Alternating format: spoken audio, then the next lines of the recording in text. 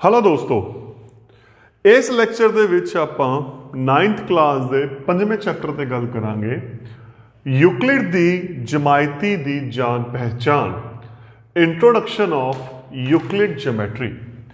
इस दे विच चलण तो पहला कॉन्सैप्ट की गल करन तो पहला आपां यूक्लिड ते गल करिए, क्योंकि जिस चैप्टर का नाम है तो उस ते गल करिए। यूक्लिड कौन है? सब तो इंपॉर्टेंट चीज दोस्तों, यो यूक्लिड है, ये बहुत महान गणित विज्ञानी होए ने। सब तो पहली गल तो बहुत महान गणित विज्ञानी होए ने। जिमें नाम दस रहे जमायती, तो यह जमायती दे रचनहार ने। इन्हां नूं जमायती दा पितामह कहा जाता है, फादर ऑफ ज्योमैट्री। तुसी छोटियां क्लासां जिहड़ी भी ज्योमैट्री की गल की है, आपां बिंदु की गल की है, रेखा की गल की है, रेखा खंड की गल की है, तिकोना बारे गल की है, वो सारी इन्हां दी देन है।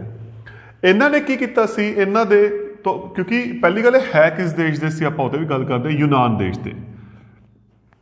ग्रीक, ये ग्रीक सी, यूनान देश दे।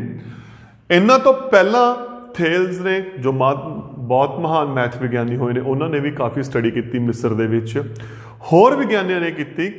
इन्हां दी सब तो जो इंपॉर्टेंट चीज़ सी, इन्हां ने की कीता सी, आपदे समय तो पहला ਜਿਹੜੀਆਂ भी ज्योमैट्री दे विच खोजां होईयां सी, उन्हां सारियां नूं ते आपदियां खोजां नूं इकट्ठा करके तरतीबवार करके एक किताब दे विच संगठित करता। ते वो जिहड़ी बुक दा नाम सी वो एलीमेंट्स सी। एलीमेंट्स उस बुक का नाम है। उस दे विच इन्हां ने सारी ज्योमैट्री इकट्ठी करके, इन्हां तो पहला जिहड़ी हुई है खोजां, ते इन्हां ने जो आप कीतियां ने उहनूं इकट्ठा करता ते एलीमेंट्स नाम दी एक बुक बनाती, जिस नूं 13 अध्यायां विच वंडिया गया सी। जो एलीमेंट की बुक सी 13 अध्यायां विच वंडी गई सी। ते खासियत की सी, जेड़ा हरेक अध्याय अपने आप दे विच एक किताब सी। अपने आप दे विच एक किताब सी। तो तुसीं ये कह दो कि एलीमेंट्स दियां ही उसने एक 13 किताबां बनाईयां सी, जिस विच उहने ज्योमैट्री बारे शुरू तो लैके एंड तक गल कीती। हुण दूसरा क्वेश्चन, खोजां किवें कीतियां? तो दोस्तों उस टाइम किहड़ा कोई ज़्यादा टैक्नोलॉजी हुंदी सी? उहने की कीता, जिहड़े उहदे आले दुआले वस्तुआं ने उस तो उहने खोजां की गल की। जिवें आकाश देखिया, आकाश तो उहने समतल की गल की, तल की गल की। आपां उहनूं डिटेल च करांगे डिस्कस। उहने रेखा देखी, किनारे देखे सतह दे, जिवें आ बोर्ड है, बोर्ड के साइडों के किनारे है, इस तो उन्हें खोजा कीतियां। तो आपदे आले दुआले जो भी वस्तुआं उन्हें देखियां, कोई चीज़ देखी, कोई वस्तु देखी, कोई डिज़ाइन देखा, जो कुछ देखा उस तो उन्हें की कीती सी, ज्योमैट्री की खोज की सी। ते आपां सब तो पहला उहदियां कुछ परिभाषावां ते चलदे हां। उन्हें कुछ परिभाषावां दित्तियां ने, डेफिनेशंस,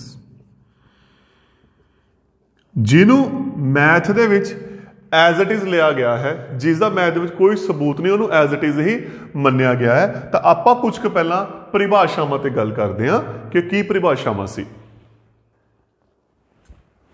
तो पहली परिभाषा ते आपां चलते हैं।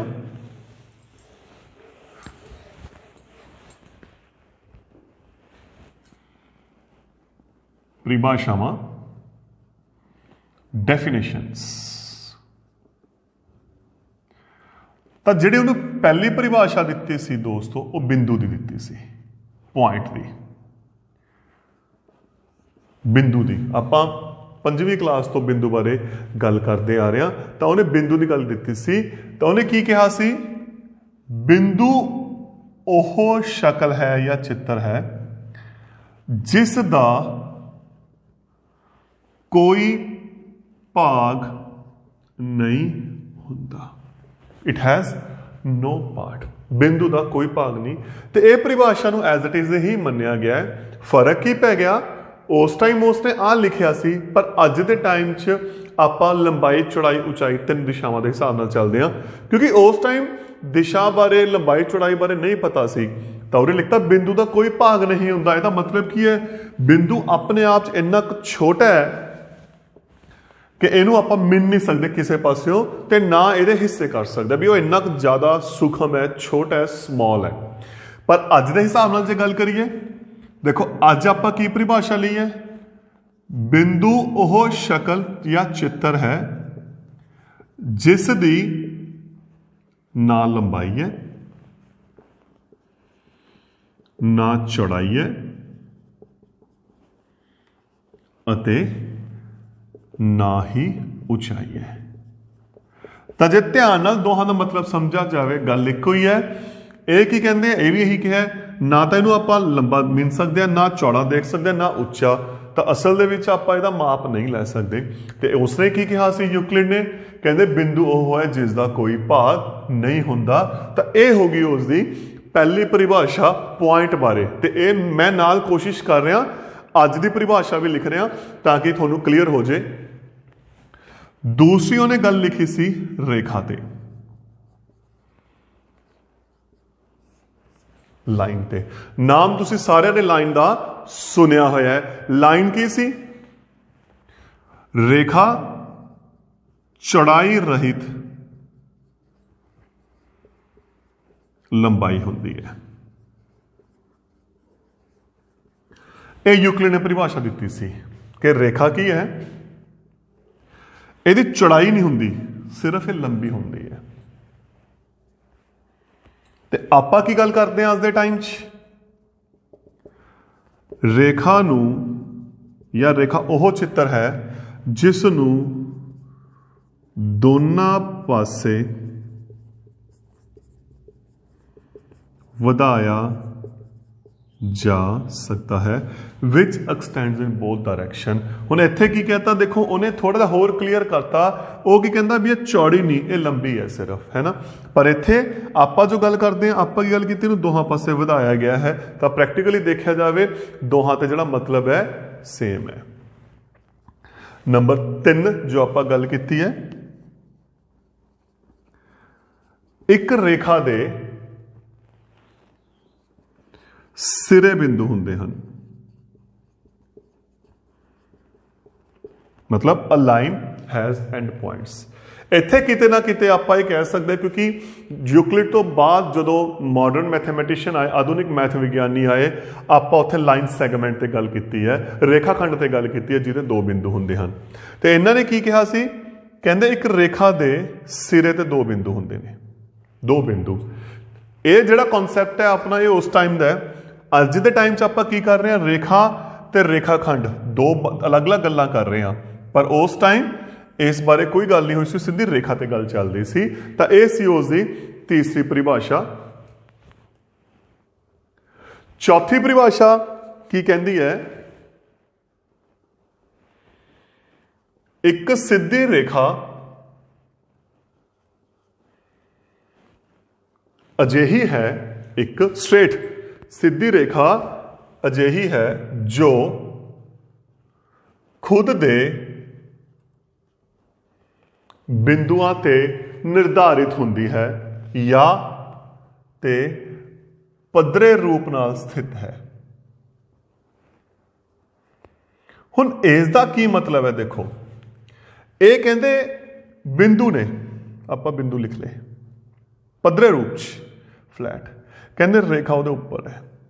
तो इस दे कहने का मतलब की हो गया, रेखा उपर अनंत या अनगिनत बिंदु हैं।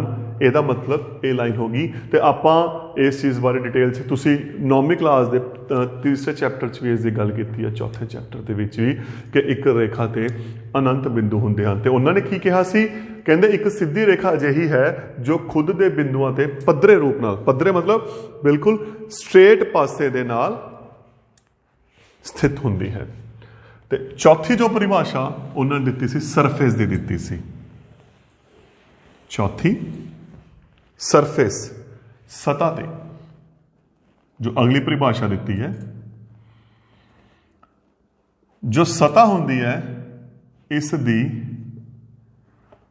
लंबाई ते चौड़ाई होंदी है। हुण दोस्तों इत्थे एक बड़ी इंटरस्टिंग गल है, यूक्लिड ने जो सतह बारे पता किया उन्होंने आकाश को देख के पता किया, जो नाम दिता आकाश को, आसमान को देख के दिता कि आसमान लंबा भी है चौड़ा भी है ना। जो आसमान है, आसमान एक सतह का काम कर रहा है। तो हुण जे आपां प्रैक्टिकल लाइफ से बोर्ड एक सतह है, ये लंबी भी है चौड़ी भी है, तो इहनूं आपां किद्दां भी वधा सकते हैं, क्योंकि बोर्ड अपने को फिक्स है। बोर्ड से आप जो मान लो नहीं लिखना, आप कंध लै सकते हैं, कंध होर वड्डा कर सकते हैं, तो अपने ते हुंदा सतह की हुंदी है जिसकी लंबाई अते चौड़ाई हुंदियां ने, वो की हुंदी है सतह हुंदी। अगली जो उसने गल की है, की कीती है, कहंदे सतह दे किनारे हुंदे हन एच। आ सतह है बोर्ड, तुहाडी कापी एक सतह है, ਉਹਦੇ ਸਾਈਡਾਂ ਦੇ ਕੀ ਹੁੰਦੇ ਨੇ किनारे, है ना, ਹੁੰਦੇ ਆ ना। आ डस्टर ਲੈ ਰਿਹਾ मैं, डस्टर ਦਾ सिर्फ आ हिस्सा ਕੱਲਾ ਉੱਪਰਲਾ ਹਿੱਸਾ ਸਤਹ ਹੈ, ਤਾਂ ਇਹਦੇ ਸਾਈਡਾਂ ਦੇ ਕੀ ਹੋ ਗਏ किनारे ਹੋ ਗਏ। ਤਾਂ ਜਿਹੜੇ ਉੱਪਰਲੇ ਹਿੱਸੇ ਦੀ ਆਪਾਂ ਗੱਲ ਕਰਦੇ ਆ ਜਿਸ ਦੀ ਲੰਬਾਈ ਤੇ ਸਿਰਫ ਚੌੜਾਈ ਹੁੰਦੀ ਹੈ, ਉਹ ਕੀ ਹੁੰਦੀ ਹੈ ਸਤਹ ਹੁੰਦੀ ਹੈ, ਜਿਸ ਦੇ किनारे ਹੁੰਦੇ ਹਨ, ਰੇਖਾਵਾਂ ਹੁੰਦੀਆਂ ਹਨ, ਤੁਸੀਂ ਇਹ ਕਹਿ ਸਕਦੇ ਹੋ। ਤਾਂ ਜੋ ਇੱਥੋਂ ਤੱਕ ਯੂਕਲਿਡ ਨੇ ਕਿਹਾ ਉਹ ਆਪਣੇ ਉਹੀ ਪਰਿਭਾਸ਼ਾਵਾਂ ਨੇ ਜੋ ਆਪਾਂ ਕਰਦੇ ਆ ਰਹੇ ਹਾਂ, ਬਿੰਦੂ, ਰੇਖਾ ਤੇ ਸਤਹ। ਤੇ ਤੁਸੀਂ ਦੇਖਿਆ ਹੋਊਗਾ ਇਹ ਤਿੰਨੋਂ ਪਰਿਭਾਸ਼ਾ ਅੱਜ ਦੇ ਟਾਈਮ ਵੀ ਹੁਣ ਵੀ ਇਹੀ ਪਰਿਭਾਸ਼ਾਵਾਂ ਚੱਲ ਰਹੀਆਂ ਤੇ ਉਸ ਟਾਈਮ ਵੀ ਇਹ ਪਰਿਭਾਸ਼ਾਵਾਂ ਚੱਲ ਰਹੀ ਸੀ, ਯੂਕਲਿਡ ਨੇ ਦਿੱਤੀਆਂ ਹੋਈਆਂ। ਕਹਿੰਦੇ ਇਹਨਾਂ ਨੂੰ ਕੋਈ ਵੀ ਹੱਲ ਕਰਨ ਦੀ ਜ਼ਰੂਰਤ ਨਹੀਂ, ਕੋਈ ਵੀ ਸਬੂਤ ਨਹੀਂ ਹੈਗਾ, ਇਹ ਐਜ਼ ਇਟ ਇਜ਼ ਹੀ ਮੰਨੀਆਂ ਜਾਂਦੀਆਂ ਨੇ, ਇਹਨਾਂ ਦੇ ਵਿੱਚ ਕੋਈ ਚੇਂਜ नहीं किया जा सकता। अगली आप गल करिए, एक समतल सतह प्लेन सरफेस,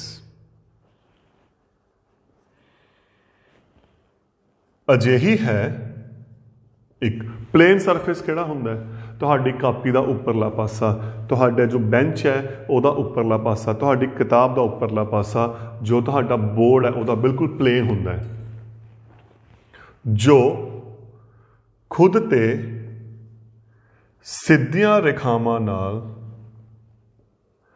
ਨਿਰਧਾਰਿਤ ਹੁੰਦਾ ਹੈ। ਇਹ ਆਪਾਂ ਪਿਛਲੀ ਲਾਈਨ ਆਪਾਂ ਗੱਲ ਕੀਤੀ ਸੀ, ਜੇ ਇਸ ਤੇ ਵੀ ਉੱਥੇ ਆਪਾਂ ਗੱਲ ਕੀਤੀ ਸੀ ਲਾਈਨ ਦੀ। ਇੱਕ ਲਾਈਨ ਆਪਦੇ ਉੱਪਰ ਜਿਹੜੇ ਪੁਆਇੰਟ ਹੈ ਨਾ, ਉਸ ਦੇ ਉੱਤੇ ਨਿਰਧਾਰਿਤ ਹੁੰਦਾ ਹੈ, ਤੇ ਇਹ ਕੀ ਹੋ ਗਿਆ ਨਾਲ ਪੱਧਰ ਰੂਪ 'ਚ ਸਥਿਤ ਹੈ।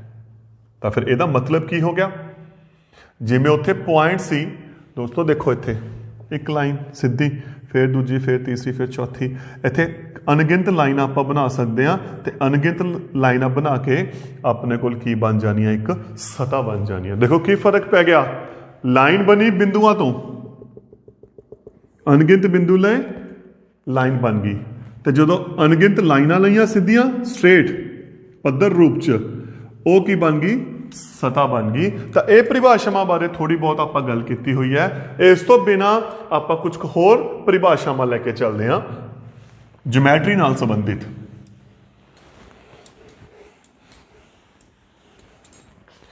ਇਸ ਤੋਂ ਬਾਅਦ ਜੋ ਗੱਲ ਹੈ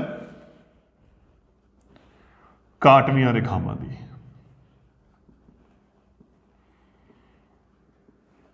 इंटरसेक्टिंग लाइन्स।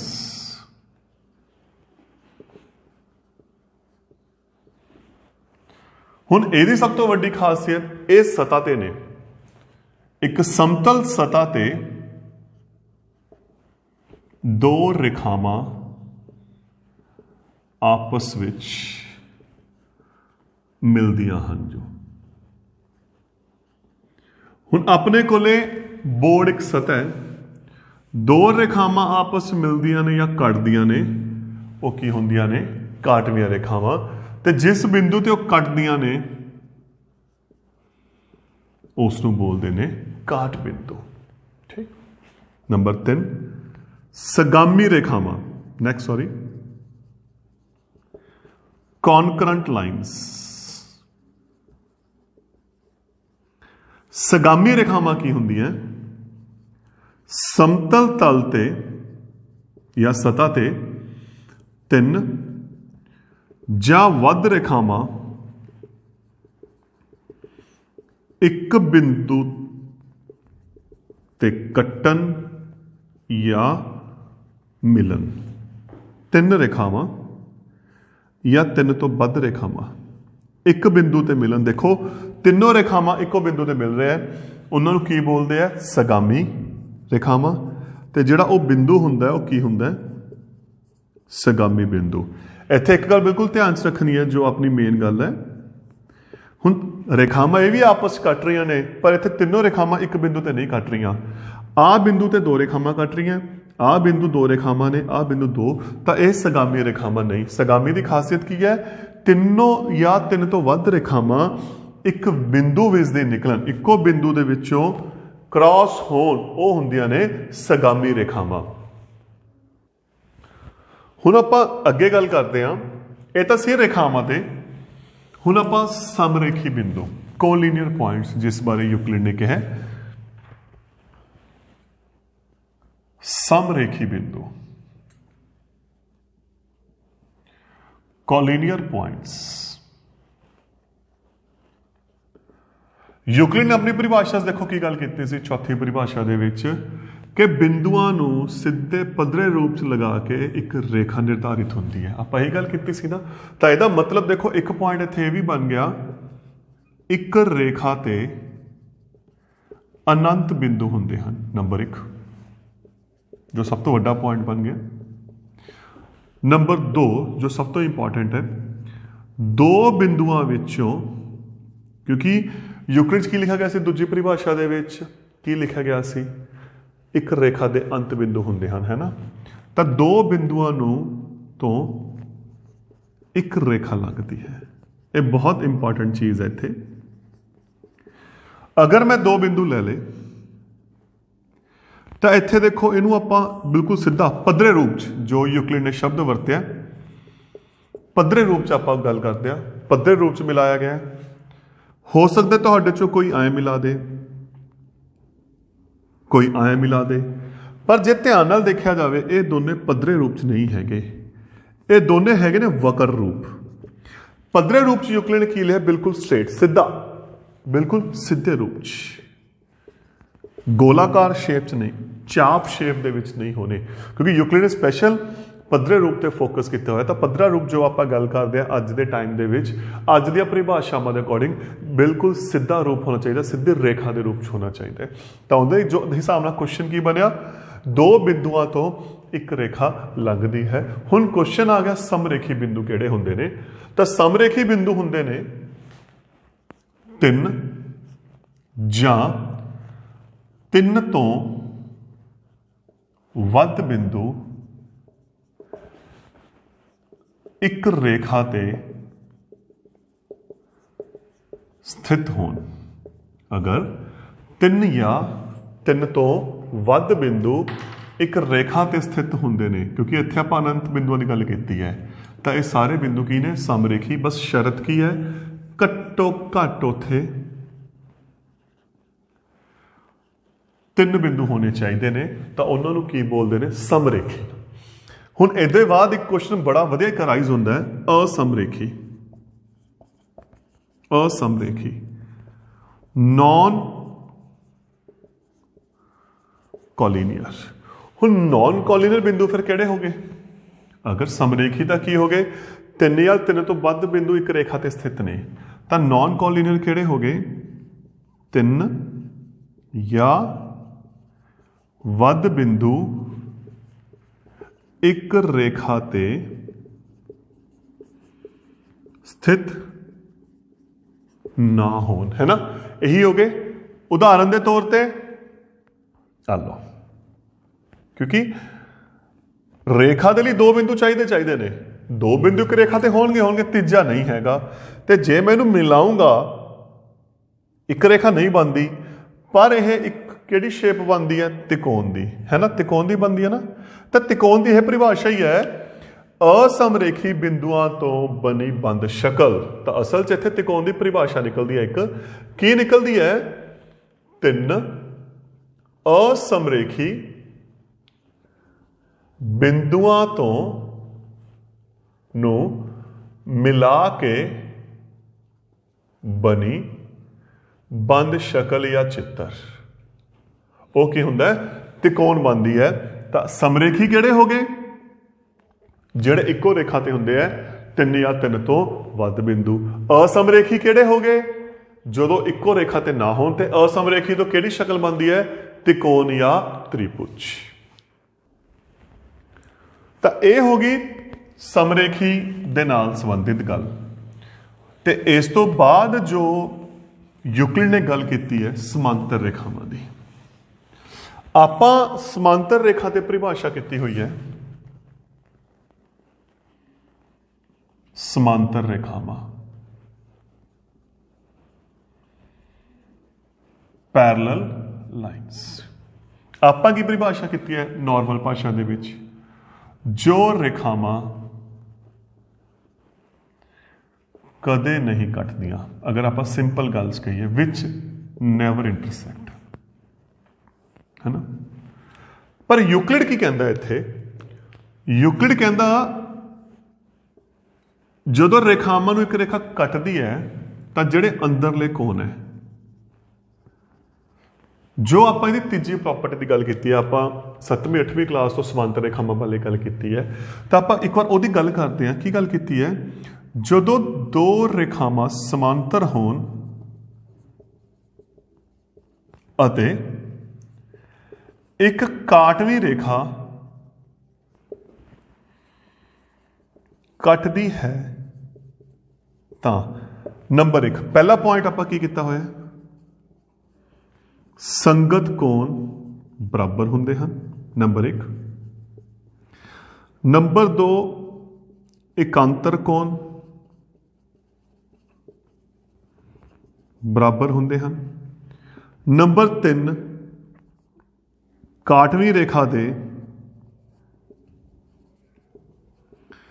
ਇੱਕੋ ਪਾਸੇ ਦੇ ਅੰਦਰੂਨੀ ਕੋਣਾਂ ਦਾ ਜੋੜ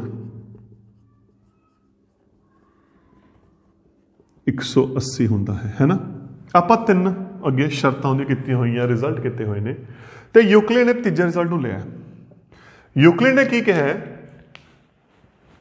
ਜੇ ਦੋ ਰੇਖਾਵਾਂ ਨੂੰ ਇੱਕ ਹੋਰ ਰੇਖਾ ਕੱਟਦੀ ਹੈ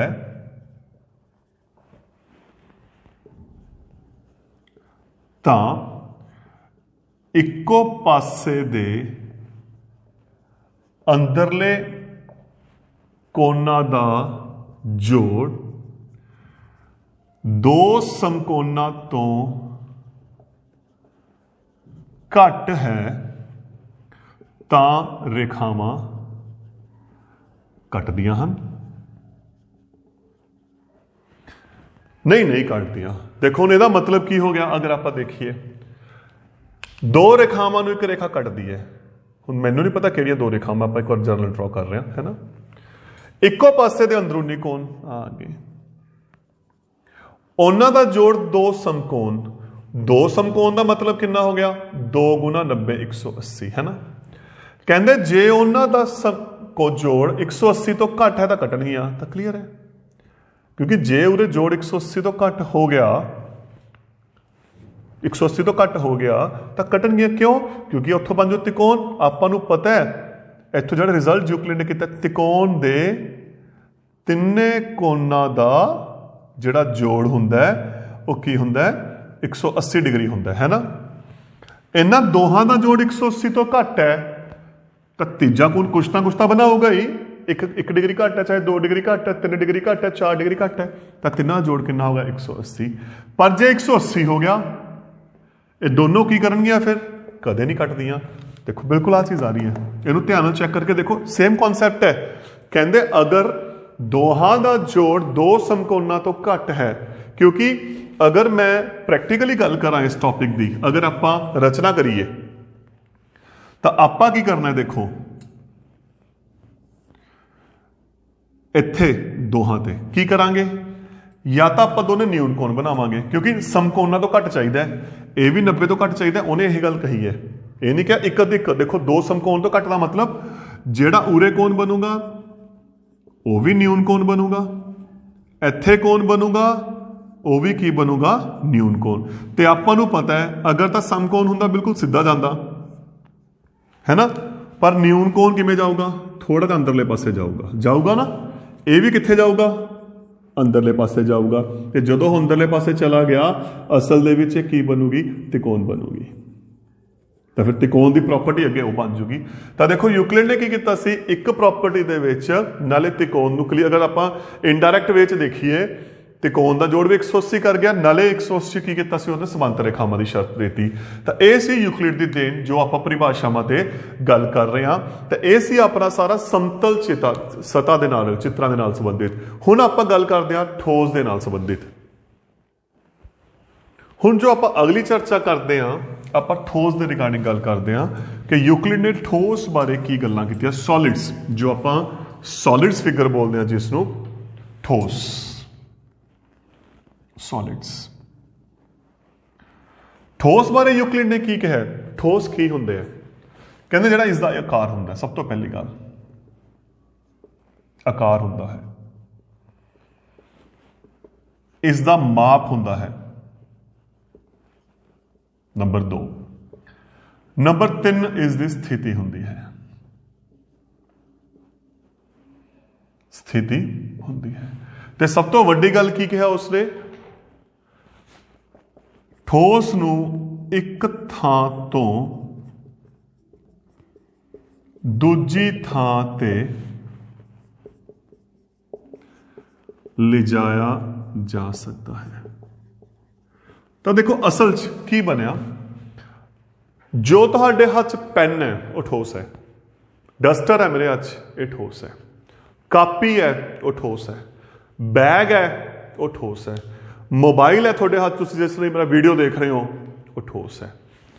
ਉਹਦਾ ਆਕਾਰ ਵੀ ਹੈ, ਕੁਛ ਨਾ ਕੁਛ ਮਾਪ ਵੀ ਹੈ, ਉਹਦੀ ਸਥਿਤੀ ਵੀ ਹੈ। ਉਹਨੂੰ ਤੁਸੀਂ ਇੱਕ ਥਾਂ ਤੋਂ ਦੂਜੀ ਥਾਂ ਤੇ ਲਿਜਾ ਸਕਦੇ ਹੋ। ਕਿਉਂਕਿ ਸਮਤਲ ਜਿਹੜੇ ਹੁੰਦੇ ਨੇ, ਜਿਸ ਦੀ ਆਪਾਂ ਇਹ ਤੋਂ ਪਹਿਲਾਂ ਗੱਲ ਕੀਤੀ ਹੈ, ਬਿੰਦੂ ਦੀ, ਰੇਖਾ ਦੀ, ਸਤ੍ਹਾ ਦੀ, ਤਿਕੋਣ ਦੀ, ਸਮਤਲ ਨੂੰ ਆਪਾਂ ਸਿਰਫ ਬਣਾ ਸਕਦੇ ਹਾਂ, ਡਰਾ ਕਰ ਸਕਦੇ ਹਾਂ। ਤੁਸੀਂ ਲਿਖ ਰਹੇ ਹੋ, ਜੋ ਅੱਖਰ ਨੇ, ਸ਼ਬਦ ਨੇ, ਉਹ ਸਮਤਲ ਹੈ, ਕਿਉਂਕਿ ਤੁਸੀਂ ਉਹਨੂੰ ਪੱਟ ਕੇ ਲਿਜਾ ਨਹੀਂ ਸਕਦੇ। ਤੁਸੀਂ ਆਪਣਾ ਨਾਮ ਲਿਖਿਆ ਸਪੋਜ਼, ਤਾਂ ਤੁਸੀਂ ਉਹਦੇ ਨਾਮ ਨੂੰ ਪੱਟ ਕੇ ਜੇਬ 'ਚ ਨਹੀਂ ਪਾ ਕੇ, ਉਹ ਥੋੜੀ ਕਾਪੀ ਦੇ ਨਾਲ ਜਾਣਗੇ। ਤਾਂ ਕਾਪੀ ਅਸਲ 'ਚ ਠੋਸ ਹੈ, ਅੱਖਰ ਨਾਲ ਜਾ ਰਿਹਾ, ਉਹਦੇ ਅੱਖਰ ਕੱਲਾ ਨਹੀਂ ਜਾ ਰਿਹਾ। ਸਮਤਲ ਕਦੇ ਵੀ ਨਾਲ ਨਹੀਂ ਲਿਜਾਈ ਜਾ ਸਕਦੀ ਕਿਉਂਕਿ ਉਹਦੀਆਂ ਦੋ ਦਿਸ਼ਾਵਾਂ ਹੁੰਦੀਆਂ, ਦੋ ਮਿਣਤੀਆਂ ਹੁੰਦੀਆਂ। ਸਭ ਤੋਂ ਇੰਪੋਰਟੈਂਟ ਚੀਜ਼ ਜਿਹੜੀ ਯੂਕਲਿਡ ਨੇ ਕਹੀ ਹੈ, ਇਸ 'ਚ ਦੋ ਮਿਣਤੀਆਂ ਹੁੰਦੀਆਂ ਜਿਹਨੂੰ ਆਪਾਂ ਡਾਇਮੈਂਸ਼ਨਸ ਬੋਲਦੇ ਹਾਂ, 2D। ਇਹ 2D ਫਿਗਰਸ ਹੁੰਦੀਆਂ, ਇਹਨੂੰ ਆਪਾਂ ਕਿਤੇ ਲਿਜਾ ਨਹੀਂ ਸਕਦੇ। ਤੁਹਾਡੇ ਡਰਾਇੰਗ, ਤੁਹਾਡੀ ਰਾਈਟਿੰਗ, ਜੋ ਤੁਸੀਂ ਫੋਟੋ ਖਿਚਵਾਈ ਹੈ, ਤੁਹਾਡਾ ਪੋਰਟਰੇਟ, ਉਹ ਸਾਰੇ ਕੀ ਨੇ, 2 ਡਾਇਮੈਂਸ਼ਨਲ ਨੇ, ਦੋ ਮਿਣਤੀਆਂ ਨੇ, ਇੱਕ ਲੰਬਾਈ ਹੈ, ਇੱਕ ਚੌੜਾਈ ਹੈ। ਪਰ ਠੋਸ ਦੀਆਂ ਕਿੰਨੀਆਂ ਮਿਣਤੀਆਂ ਹੁੰਦੀਆਂ, 3। ਠੋਸ ਦੀਆਂ 3 ਮਿਣਤੀਆਂ ਹੁੰਦੀਆਂ ਨੇ, 3 ਡਾਇਮੈਂਸ਼ਨਲ, 3D। ਇਸੇ ਕਰਕੇ ਇਹਨੂੰ 3D ਵੀ ਬੋਲ ਦਿੰਦੇ ਆ। ਤੁਸੀਂ ਪਿਕਚਰਾਂ 'ਚ ਦੇਖਿਆ ਅੱਜ ਕੱਲ੍ਹ 3D ਪਿਕਚਰਸ ਆ ਰਹੀਆਂ ਨੇ, ਹੈ ਨਾ, ਆ ਰਹੀਆਂ ਨੇ ਨਾ। ਤਾਂ 3D ਪਿਕਚਰ 'ਚ ਬੇਸਿਕਲੀ ਕੀ ਹੁੰਦਾ ਹੈ, ਕੈਮਰਾਮੈਨ ਨੇ ਇੱਕ ਟੇਢੀ ਦਿਸ਼ਾ ਨਾਲ ਦਿੱਤੀ ਹੁੰਦੀ ਹੈ। ਤਾਂ ਜਦੋਂ ਆਪਾਂ ਉਹ ਸ਼ੇਡਸ ਲਗਾਉਂਦੇ ਹਾਂ, ਐਨਕਾਂ ਲਗਾਉਂਦੇ ਹਾਂ, ਤਾਂ ਕਿਤੇ ਨਾ ਕਿਤੇ ਆਪਾਂ ਨੂੰ ਲੱਗ ਰਿਹਾ ਵੀ ਆਪਾਂ ਨੂੰ ਡੈਪਥ ਵੀ ਦਿਖ ਰਹੀ ਹੈ। ਦੇਖੋ ਮੈਂ ਖੜਾ, ਤੁਸੀਂ ਸਿਰਫ ਮੇਰੀ ਪਿਕਚਰ ਦੇਖ ਰਹੇ ਹੋ, ਵੀਡੀਓ ਦੇਖ ਰਹੇ ਹੋ, ਪਰ ਅਸਲ ਦੇ ਵਿੱਚ ਕੀ ਹੈ, ਜਾਂ ਤਾਂ ਤੁਸੀਂ ਮੇਰੀ ਆਹ ਦੇਖ ਪਾ ਰਹੇ ਹੋ ਲੰਬਾਈ, ਜਾਂ ਚੌੜਾਈ ਦੇਖ ਪਾ ਰਹੇ ਹੋ। ਜੋ ਆ ਮੋਟਾਈ ਹੈ ਤੁਸੀਂ ਇਹ ਨਹੀਂ ਦੇਖ ਪਾ ਰਹੇ, ਹੈ ਨਾ। ਇਹ ਤੀਜੀ ਡਾਇਮੈਂਸ਼ਨ ਹੈ। ਤੇ ਇਹਨੂੰ ਬਣਾਉਣ ਦੇ ਲਈ ਅੱਜ ਕੱਲ੍ਹ ਫੋਟੋਗ੍ਰਾਫਰ ਇੱਕ ਤੀਸਰੀ ਟੇਢੀ ਦਿਸ਼ਾ ਦੇ ਦਿੰਦੇ ਨੇ। ਤਾਂ ਯੂਕਲਿਡ ਨੇ ਕੀ ਕੀਤਾ ਹੈ, ਇਹਨਾਂ ਬਾਰੇ ਦੱਸਿਆ ਕਿ 3 ਦਿਸ਼ਾਵਾਂ ਹੁੰਦੀਆਂ, ਠੋਸ ਦਾ 2 ਦਿਸ਼ਾਵਾਂ ਹੁੰਦੀ ਹੈ। ਇਹਨੂੰ ਆਪਾਂ ਇੱਕ ਥਾਂ ਤੋਂ ਦੂਜੀ ਥਾਂ ਤੇ ਲਿਜਾ ਸਕਦੇ ਹਾਂ, ਉਹਨੂੰ ਆਪਾਂ ਨਹੀਂ ਲਿਜਾ ਸਕਦੇ। ਉਹਨੇ ਕੀ ਕਿਹਾ, ਉਹਨੇ ਇੱਕ ਸਿਸਟਮ ਬਣਾਇਆ, ਉਹਨੇ ਕੁਝ ਕੁ ਰੂਲ ਬਣਾਏ ਨੇ। ਕੀ ਬਣਾਇਆ, ਉਹਨੇ ਕਿਹਾ, ਕਹਿੰਦੇ ਠੋਸ ਤੋਂ ਬਿੰਦੂਆਂ ਤੱਕ, ਸੋਲਿਡ ਤੋਂ ਪੁਆਇੰਟ ਤੱਕ ਉਹਨੇ 3 ਸਟੈਪਸ ਦੱਸੇ ਨੇ, 3 ਸਟੈਪਸ ਦੱਸੇ। ਕੀ ਦੱਸਿਆ, ਠੋਸ, ਸਤ੍ਹਾ, ਰੇਖਾ, ਬਿੰਦੂ। ਕਹਿੰਦੇ ਹਰੇਕ ਸਟੈਪ ਦੇ ਵਿੱਚ ਪਹਿਲਾ, ਦੂਜਾ, ਤੀਜਾ ਆਪਾਂ ਇੱਕ ਡਾਇਮੈਂਸ਼ਨ ਨੂੰ ਕੀ ਕਰ ਦਿੰਦੇ ਹਾਂ, ਖਤਮ ਕਰ ਦਿੰਦੇ ਹਾਂ। ਦੇਖੋ ਠੋਸ ਕੀ ਹੈ 3 ਡਾਇਮੈਂਸ਼ਨ, ਜਦੋਂ ਸਤ੍ਹਾ ਤੇ ਗਈ 1 ਖਤਮ ਹੋ ਗਈ 2 ਡਾਇਮੈਂਸ਼ਨ, ਜਦੋਂ ਰੇਖਾ ਤੇ ਗਈ ਚੌੜਾਈ ਖਤਮ ਹੋ ਗਈ ਕੱਲੀ ਲੰਬਾਈ ਰਹਿ ਗਈ 1 ਡਾਇਮੈਂਸ਼ਨਲ, ਬਿੰਦੂ ਦੀ ਕੋਈ ਡਾਇਮੈਂਸ਼ਨ ਨਹੀਂ, ਨਾ ਲੰਬਾਈ ਹੈ ਨਾ ਚੌੜਾਈ ਹੈ ਨਾ ਉਚਾਈ ਹੈ। ਤਾਂ ਇਹ ਸੀ ਯੂਕਲਿਡ ਦੀ ਜਮਾਇਤੀ। Thank you.